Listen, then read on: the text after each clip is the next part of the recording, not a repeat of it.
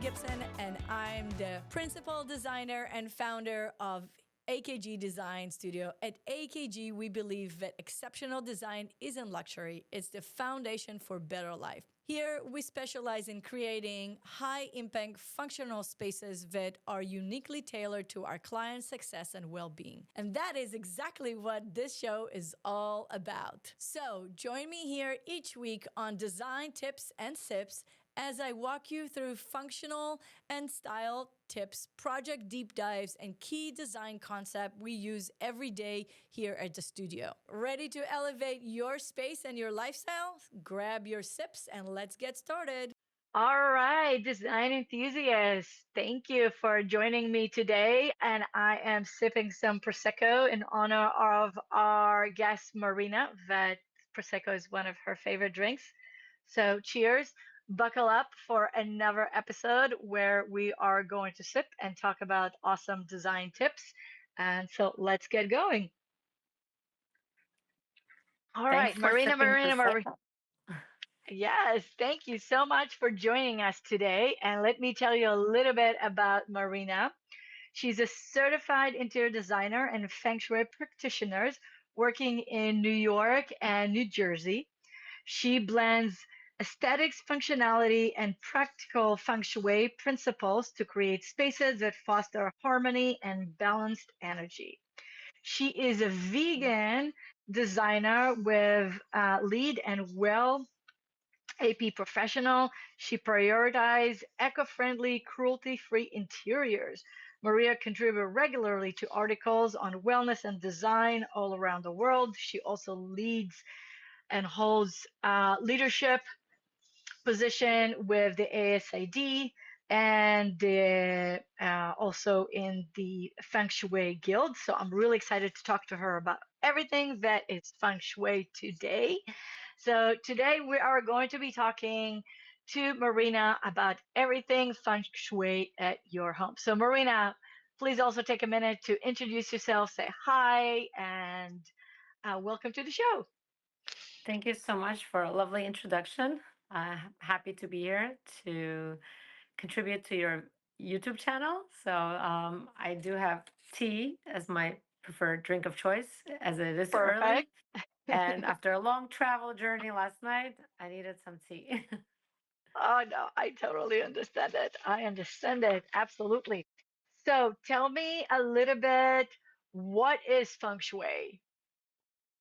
Okay. It is usually pretty difficult to describe. Yeah. Right, it's very difficult to describe, but it's really it originated many years ago in China. But to define it, people find it difficult. But it is all about the qi, the energy in our home, in our spaces. Feng Shui helps kind of get good flow going, good energy in the home. Without getting kind of stuck. Uh, in, so it's really about getting it's about placement, it's about good spatial, space planning, arrangement, kind of, yeah, it's very hard to describe. I do have a blog post on my website describing what feng shui really is.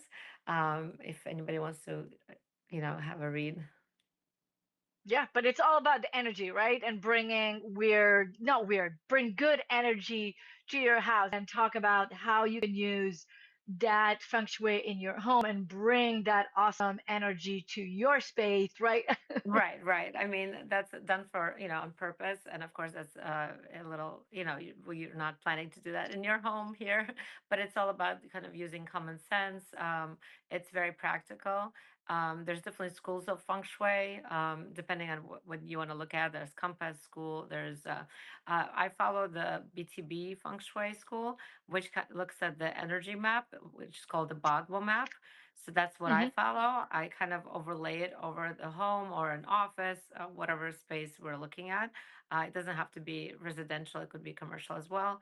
So we use that to kind of analyze the home and sort of to do acupuncture on the home. So it's kind of sometimes called the acupuncture for our homes. I was always curious about it, kind of reading books on my own, like many people do who call me. And it gets a little confusing reading the books because So I just kind of went, I looked for a program that certifies you as a feng shui practitioner. I'm a lifetime learner. I love learning things. So it was just kind of something I went to study on my own, just out of curiosity. And my first degree is in psychology. So when I kind of started studying feng shui, it was just kind of, it kind of was added the dots together between psychology and interior design. Because when I come into a person's home, it's kind of, I'm not going to call it a therapy session, but it is very therapeutic. We talk about like what changes they want to make in their life, what's not working, and we look at it from a home perspective. And then by making changes in the home, we kind of make changes in their lives. So I kind of love that aspect of it. Just interaction with the clients. I started doing consultations for the school for to get my certificate. We had to do a couple of consultations. So I just, yeah, again, I wasn't planning to do it on a professional level. We got our certificates in 2012, so I've been doing it since 2012, um, and just kind of fell in love with it. And people were calling me to come to their homes or businesses, and just kind of it took off. And then I started just integrating it kind of. Naturally into my designs because I couldn't unsee it at this point. So it just kind of Yeah. blended in, it blended in naturally, and just yeah, I just fell in love with it, and yeah, I have to deal with different personalities, and yeah, so absolutely. And bringing that good energy into your home, I think it's really is important, because at the end of the day, we want the people to enjoy the spaces we create them, and adding that extra layer of aura and energy is really what's going to make the space even more shine and enjoyable for them, especially now that we're talking about a lot about the health and wellness at home. I think bringing the feng shui is really is important element when you're definitely. designing somebody's space. Definitely agreed. And it doesn't have to be on a level, like you said, like really kind of altering your building or, designing according to that and, 100%, but just integrating it a little bit is only can lead to positive changes. Absolutely. So you kind of talked about it a little bit, but apparently there is like like everything else in Asia. I think they have like a million things of everything. So they also have like a lot of different schools of the thought when it comes to feng shui. Is there any big difference You between the different follow. schools? Remind me, what Yeah, was this? this is a little, I guess we could call it more westernized approach. Um, and so I don't look necessarily at the directions of the home because there's not much you can do unless you're building, from the get-go. You can make those initial decisions. I look at the home as it exists already. And sometimes, again, people get a little scared of feng shui, but it is about making it could be small changes with what you have. It doesn't have to be any overhaul of anything huge, right? I mean, of course, we can look at it when we're building like new construction and really kind of try to see what's best, where it's best to face a certain room or, the door. But if it's already in existence, there's still so much we can do to make, positive changes. So that's the school. I fell in love with it. It's called BTB, School of Feng Shui, and it follows the Bagua map, and it's an energy map. It basically divides our space into 9 quadrants, and each quadrant this kind of aligns with a certain aspect of our life. There's marriage and relationships, there's wealth, there's health, there's career. So depending on what you want to change in your life, you go to that space in the home and you look at what's going on in that space. So I kind of fell in love with it because I saw how it symbolically really represents those aspects of our lives when you lay out this energy map over our floor plan, let's say, right? And just by making the changes to those spaces, it really is amazing what it can do. So tell me about, give me some like tips or some, so people will understand a little bit more what kind of changes you're talking about. Are we talking about, cutting holes in the walls, moving the kitchen from one side of the house to another, or we're No, talking I'm talking about about no, rearranging? something definitely easier and smaller. Let's say maybe there's I don't know, a corner in your room where you haven't touched for like 10 years, or you're throwing stuff there and it's just like the energy, the chi is kind of stagnant there. Maybe it's a very dark corner, or maybe things have been kind of collecting dust for many years. That's where I would say go to that section of that space and kind of clear it out. Maybe that's the homework. Like it doesn't have to be huge. It doesn't have to be relocating the kitchen or moving anything, right? You're just kind of targeting a certain area of your home where maybe it's been ignored. So small changes like that. Or maybe, for example, again, it's like very kind of mundane things, but very useful things and practical things, right? Like maybe fixing something that's broken. Maybe there's like a leak in your home and like a faucet that you haven't fixed for years or 6 months, or I don't know. I would target that and see if anything happens after you take All right, care of cool. that. So, how do you incorporate uh, modern interior design without making the space feel traditional? Like, do you use crystals? What do you use in Feng Shui to Yeah, I enhance the mean, space sometimes we other do. than clear? Mhm. Yeah, I mean, sometimes we do use crystals. We can recommend that. But we're also, a lot of the practitioners were very kind of flexible, and we adapt to what the client would like. So if somebody doesn't want visible things throughout the house, it's not about like coming in and like just putting things all over the place, kind of, very traditional things or very symbolic items. It's more about the way I approach it, is more about kind of working within the home. Um, Seeing what's in their home that needs attention. So it's not really about like adding items. It's maybe moving a piece of art to a different room because maybe it represents something that where it doesn't belong in that kind of, again, back to the Bhagavad, the energy map. If it doesn't belong in that gua, which is again called the little section because it's divided into 9 guas. If it doesn't belong in that one, maybe if you're kind of looking at the relationship marriage area, um, if there's something there that doesn't belong, you might want to, move it to a different section of the house. So it's not really about adding. I think people are afraid that, we come in and we're like, you got to buy this, you got to buy that. I mean, sometimes you could say like maybe a crystal, hanging a crystal here and there might help. But again, it's not about purchasing new items or adding things or making, huge investments, right? But it's really about working with what they already have. I think a lot of the things that people don't understand it, like you said, a lot of the stuff also comes intuitive, right? Right. Like, where's your bed is facing and where's your chair is facing if you're doing an office. So a lot of things that a lot of times feel comfortable for us and people don't realize that those are actually some of the foundations of the feng shui, and they're actually already following it without realizing that, and then you come in and just help enhance it and make sure that it is actually correct, right? Right. And I think a lot of times it's hard to see our own spaces, right? Like you kind of have a second set of eyes looking at it, for the first time from a different point of view. So, yeah, it might be something, oh, maybe they're not comfortable working at this desk and they don't know why. So maybe, yeah, the position of the desk is not the optimal position, or the bed, maybe, they're not sleeping well. Maybe the bed needs to be kind of rotated, or put next to another wall. And that's where like the skills of as a designer come in handy, because sometimes they don't see like the possibilities of different layouts. So, that's where like the help comes in. You can kind of do the space planning, kind of do a different furniture layout. Yeah. Okay. So what do you think in your experience, like what is the biggest misconception that people have about feng shui? Okay. Yeah. I mean, I think it's like people think it's like voodoo or like something really weird, or again, like we're gonna come in and like put all these traditional items throughout the home. And again, I look at it on an energetic level. Can't even speak. We had a long, many days of speaking. Um, I look at it kind of, again, I approach it like with kind of just very practical, kind of, from a very practical way. And I think the biggest misconception is just kind of like people think it's something really strange, but it's not.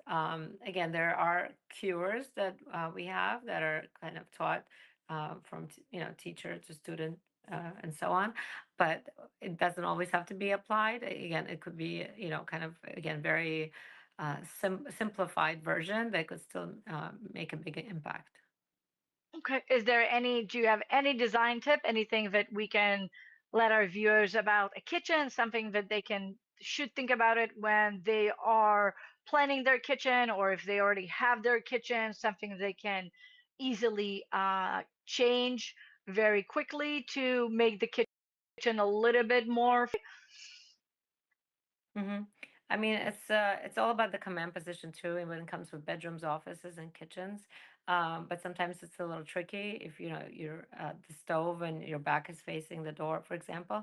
So if you do have options in terms of layout, make sure you know the person cooking, the person who's hosting, kind of has the view of people. So I think it's like just keep be mindful of like where the back is, so you do have that command position and kind of seeing people without their back your back towards them. But again, that's not always possible. Of course, like light is very important. Again, it all comes back to design. It's all very related.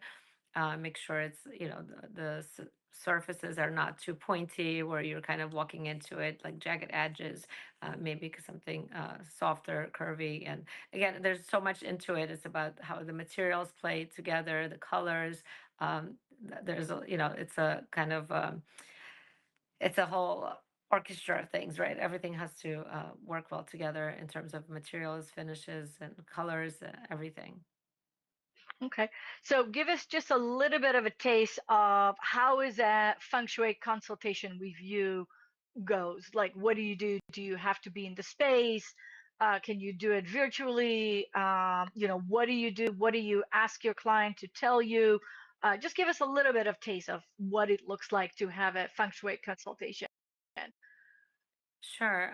We start with like a phone conversation where or maybe if it's in person, sometimes we do start, it's better to start on the phone or on video. And I do remote consultations because not everything is drivable.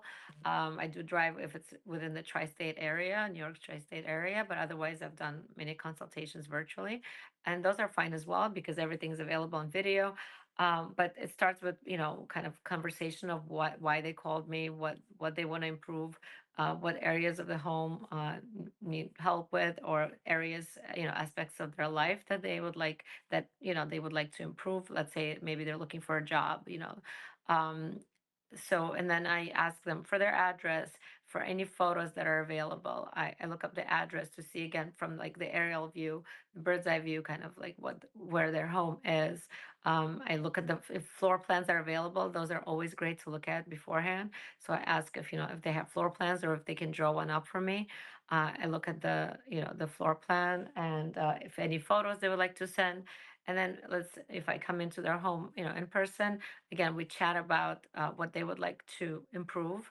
It's all about improving any aspect of their life, or if they're living with someone, if they would like to be included, and what they're maybe struggling with, or again, so maybe something's not working.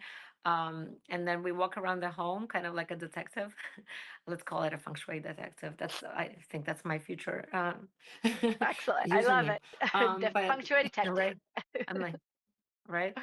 We'll have to see if somebody took it already. But yeah, like a feng shui detective, we kind of walk around the home, or again, it could be a commercial space or a business, or it could be anything. We walk around, and they usually, talk to me about. They might say, "Oh, well, this piece of art has been really bothering me for like 20 years," and then we talk about like, why do you still have it up on the wall, or why does it bother you, or like who gave it to you, or maybe it's better if we remove it. I mean, again, just an example. But we walk around Mhm. the home, and as we move around the home, kind of give them homework. And right away, when you mention something, you could see people's like, they just like a light bulb moment. They're like, oh, wow, yes, so we kind of just move throughout their space, and opening closets, going through all the rooms, as they tell me about, what's working, what's not working. And again, both in their home and in their lives, because like honestly, like feng shui is like a reflection, like our homes are a reflection of ourselves, and we're like our Absolutely. reflection of our homes. So it's kind of it's really interesting. You can really see that walking through. So yeah, we and then I give them homework as we walk around the space, and then I go back to my office, kind of like think about everything, and when I in a quiet kind of state of mind, and come up with more, like I think of more things that I maybe didn't share during the consultation, and send them like a full report of things, like homework kind of things they need to do. Because again, it's up to the the client to make those changes, to take those actions. And again, I always say, like, with intention, so, and it's really up to them. It's not like I come in, I tell them, and then I leave. It's really up to them to make those changes. So that's pretty much how it goes. Okay. No, that's awesome. So that's good to know. So you actually, if you're in the tri-state area, the Jersey, New York, on Philadelphia, you can get there personally. If not, you really do it. You can do it online with photos throughout the whole world. And how do you collaborate with other designers? Because I would Yeah. love to sometimes bring you on my projects. With designers, yeah, I love to collaborate with designers. I've done that a few occasions. Again, it's like sometimes the client is interested in feng shui. Again, they read some books, but they don't know how to apply it. Designers have like sent me floor plans, and I review them and maybe tell them like about better furniture positioning. Again, coming back to the bed, the desk, and I mean any room, but those are like important, you know, placement. So kind of review the floor plans. We can review their mood boards or colors, or kind of finish the choices, and see if like maybe something would be changed for the better, or yes. Okay. Yeah, no, that's important to know because, like, I know, as I said, very little, and I try to incorporate, and a lot of it is, like you said, it's intuitive, but there's some things that I leave to the expert like you. So if I have a client that is really into it, I would be happy to collaborate with you and bring that stuff. Um, all right. Well, that was awesome. Is there anything else you want to tell us before we conclude this episode?